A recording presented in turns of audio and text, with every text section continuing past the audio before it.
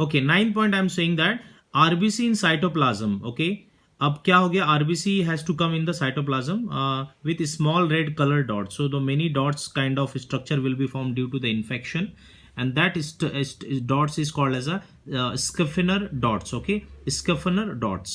So these dots will be presented like the red dots has come over because of the, yes, Schaffner dots, which are assumed to be antigens released by the parasite. So this dots is considered as a antigens. I explained you during genetics, if you remember, right?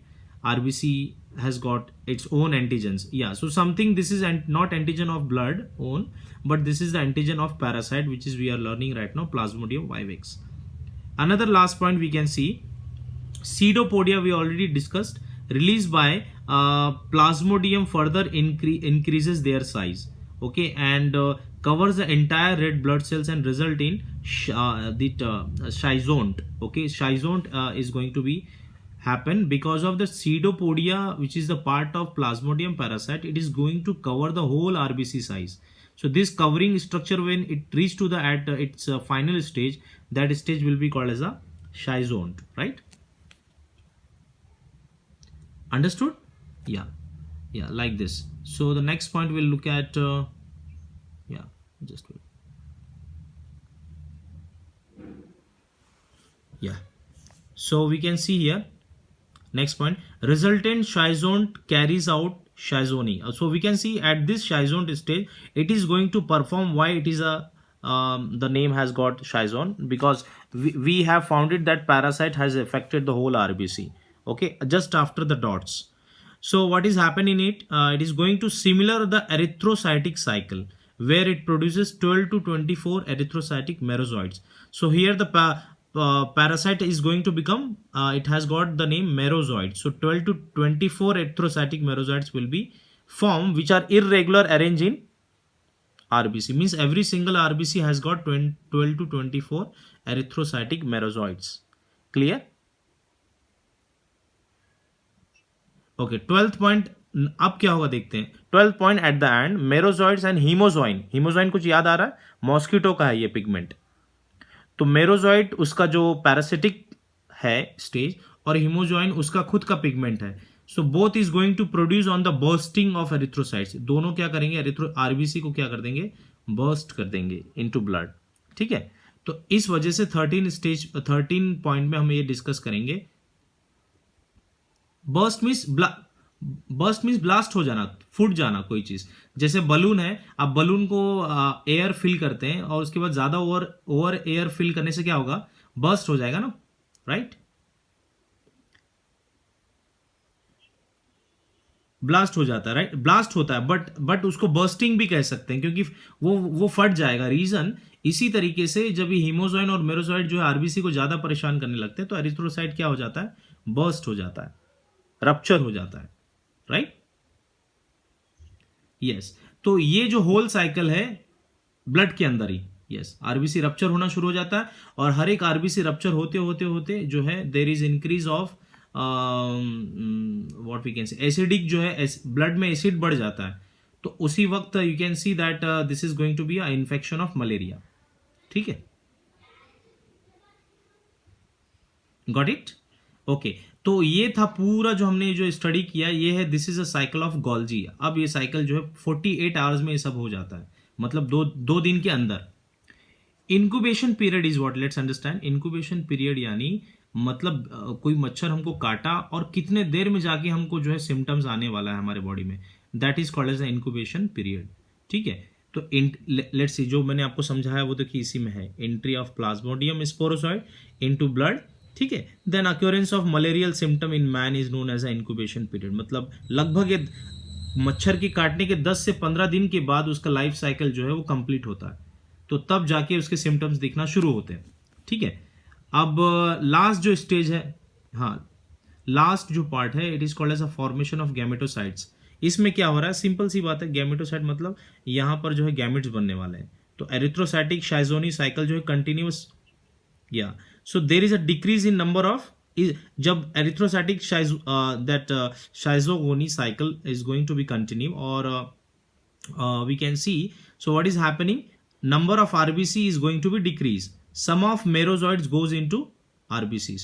मतलब मेरोजाइट आपको मालूम होना चाहिए वो क्या कर रहे हैं, आरबीसी में जाएंगे, गैमेटोसाइट की स्टेज चल रही है, अब यहाँ पे जो है आरबीसी को बदल देंगे गैमेटोसाइट्स में, ठीक है, बट डज नॉट कंटिन्यू, अब यहाँ पे कोई साइकिल कंटिन्यू नहीं होगा, जस्ट गैमेटोसाइट बन के रेडी रहेंगे, ठीक है। This process takes place during the RBC are present in bone marrow. तो ये चीजें कहां पर वो पैरासाइट जो है अटैक कर रहा है मेरोजाइट्स, बोन मैरो में, जो हमारी जो हड्डी होती है उसमें जो या हमारी हड्डी में जो कैविटी होती है that is called as bone marrow. Spleen एक ऑर्गन है, तो ये दोनों ऑर्गन जो है actually blood formation bone marrow करता है, और स्प्लीन जो है एक कब्रिस्तान है आरबीसी का, यानी ग्रेव यार्ड ऑफ आरबीसी, मतलब जितने भी आरबीसी मरते हैं उनको स्प्लीन में आना होता है, ठीक है। तो ये जो पैरासाइट है, करेक्ट, तो ये जो मेरोजॉइड्स है वो क्या करते हैं, वो डायरेक्टली बोन मैरो जो है जहां ब्लड बनता है वहीं आके जो है अटैक करना चालू करते हैं आरबीसी पे। अब नेक्स्ट पॉइंट देखते हैं, as the temperature and pH of blood a man are not suitable to gametocyte can not undergo further development but reach the blood circulation, wait for the next host to arrive, if they are not transferred to mosquito in a week, degeneration and death में occur, ठीक है। मतलब बताने का meaning ये है कि gametocyte जो है, जो इन लोगों में जिनको गैमेटोसाइट ऑलरेडी है, तो उस वक्त जिस इंसान के अंदर जो उसका बॉडी का टेम्परेचर है और उसके ब्लड का जो पीएच है, it is not good suitable for gametocytes, इसलिए it will be waiting for कि किसी नेक्स्ट होस्ट के लिए वो इंतजार करता है, किसी नेक्स्ट होस्ट के लिए वो इंतजार करता है, यानी किसी इंसान को मलेरिया हो गया, ठीक है, उसकी, ठीक है, और मॉस्किटो ने उसको काटा और वहां से गैमेटोसाइट को अपने मुंह में लिया और किसी हेल्दी आदमी को काट दिया, तो दूसरे को भी मलेरिया होने के चांस है, ओके, कुछ समझ में आ रहा है? हाँ, मतलब किसी मलेरिया आदमी आजू बाजू है और उसको वहां मच्छर भी बहुत सारे हैं, तो वो क्या करेगा, वहां से उनके ब्लड से गैमेटोसाइट को उठाएगा और लेकर आके हेल्दी आदमी के अंदर डाल देगा, फिर वहां फर्टिलाइजेशन होगा, या he will be also going to suffer with malaria, yes.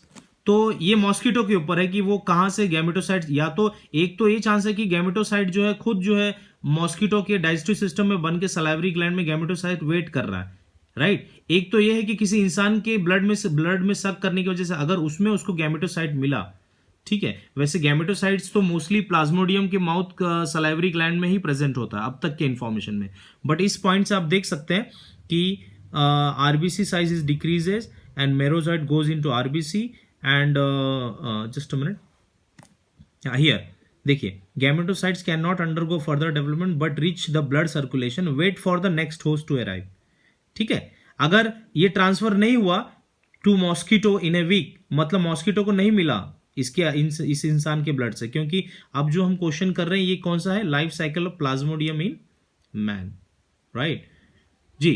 तो व्हाट इज हैपनिंग, अगर ये मच्छर को ट्रांसफर नहीं हुआ ये गैमेटोसिस, तो क्या होने वाला देखिए, डीजनरेशन, मतलब जो ये जो पैरासाइट है ये खत्म होने वाला है और वो मर जाएंगे, मतलब इंसान नहीं मरेगा, वो पैरासाइट्स मर जाएंगे, क्योंकि इसको फौरन जो है मॉस्किटो के मुंह में जाना होगा गैमेटोसाइट्स को, और वहां से गैमेटोसाइट जो है किसी हेल्दी आदमी के अंदर सीधा इंजेक्ट करेगा। आ गया समझ में आपको?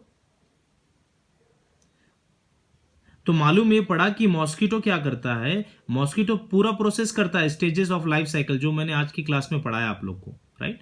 बाद में क्या करता है कि वो क्या करने वाला है, अब जो है उसको हेल्प लेना पड़ता है गैमेटोसाइट बनने के लिए, उसको जो है किसी इंसान के अंदर जो है वो प्रोसेस करने के लिए उसको काटना पड़ता है, राइट। जब वहां गैमेटोसाइट तैयार होता है तब वो मॉस्किटो गैमेटोसाइट्स को लेके सलाइवरी ग्लैंड में रखा रहता है और डायरेक्टली किसी भी हेल्दी आदमी के अंदर इंजेक्ट करता है, तो वो गैमेटोसाइट जाके ब्लड के अंदर फर्टिलाइजेशन करता है, and then the fever process start after the incubation period completed. आगे समझ में आपको? So I hope that it is clear now, doubt.